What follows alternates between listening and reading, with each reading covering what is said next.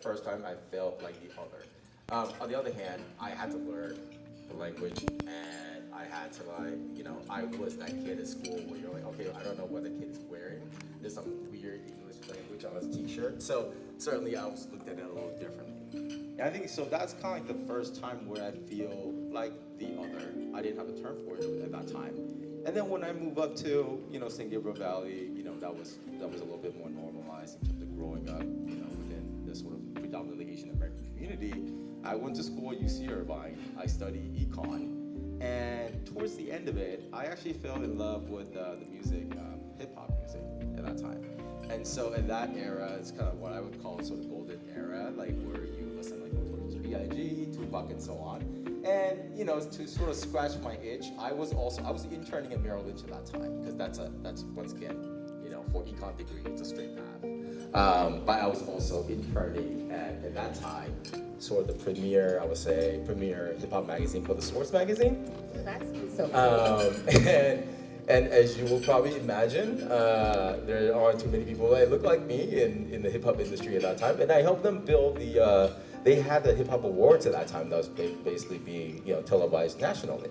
So imagine an Asian kid that's really into the music, into the culture, in an environment with tens of thousands of African Americans or Black Americans that are from all types of variety of neighborhoods. That was kind of like the second time where I distinctly feel and understand what does that other mean, whether that's negative or positive. But for me, it was a positive.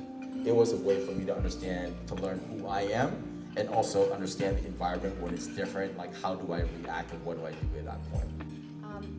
What would you recommend to those who are looking to make changes to their career or business? Can you leave us with that thought? Oh, wow. Something okay. memorable other than, open mouths get fed. Because I'm hungry. So I'm going to remember that line. But I'm pregnant, so I'm always hungry. We're going to eat after. Let's eat after. I would say, for people who want to change their career or their business, this may sound cliche, but it's very true. Taking my own sort of personal experience is that it truly is, it's a people business. No matter what industry you're in, whether you're in finance, or in manufacturing, or apparel, and so on, it's a people business.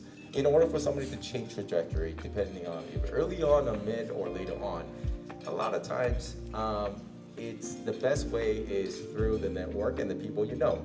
And those relationships are built in rooms such as this one and communities such as this one.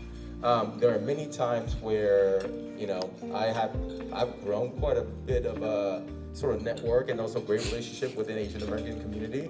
And time again, they have stepped up and helped me and also make recommendations in various parts of my life.